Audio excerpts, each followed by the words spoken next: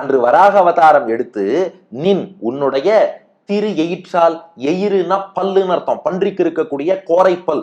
திரு எயிற்றால்னா, திருனா இங்க அழகியன்னு அர்த்தம்.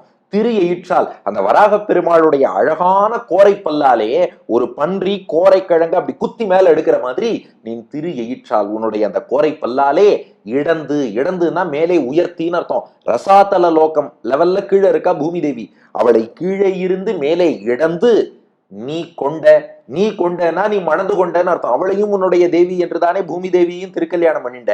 அப்ப நீ திரியயிற்றால் இடந்து நீ கொண்ட, உன்னுடைய பல்லாலே மீட்டு மேலே உயர்த்தி திருமணம் செய்து கொண்ட நிலமகள், நிலத்துக்கு இன்சார்ஜா இருக்கும் பூமி தேவி, அந்த நிலமகளின் கேழ்வனே, கேழ்வன்னா கணவன், நிலமகள் கேழ்வனே என்னும் பூமி தேவிக்கும் கணவனாக இருக்கிறாயே. அப்போ காதலிக்காக என்னென்னலாம் செய்வேங்கிறத உணர்த்துகிறாய் அல்லவா.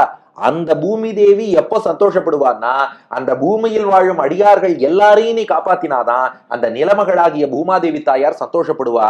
அப்போ பூமியை மட்டும் காக்க தெரிந்த உனக்கு பூமியில் வாழும் இந்த பராங்குஷ நாய்க்கு என் பொண்ணை காப்பாத்த தெரியலையா, அந்த பூதேவியும் பக்கத்துல இருக்கா, இன்னும் நீ அனுகிரகம் பண்ணலையாங்கிறது பாட்டின் 2வது அடி.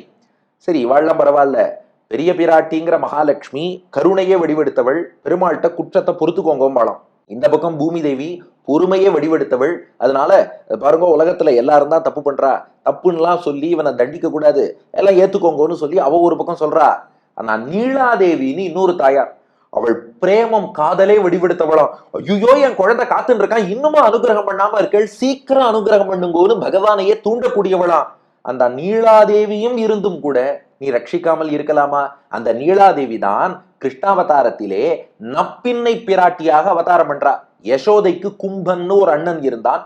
அந்த கும்பனுக்கு மகளாக நீலாதேவி தாயார் நப்பின்னையாக அவதாரம் பண்றா. அந்த கும்பன் என்ன சொன்னா, அவன்கிட்ட 7 காளமாடு இருக்கு, 7 காளமாடையும் அடக்கினால் பொண்ணை கல்யாணம் பண்ணி வைக்கிறேன்னா.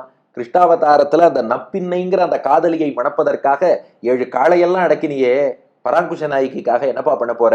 அன்று உரு 7 தழுவினி கொண்ட ஆய்மகள் அன்பனே என்னும்.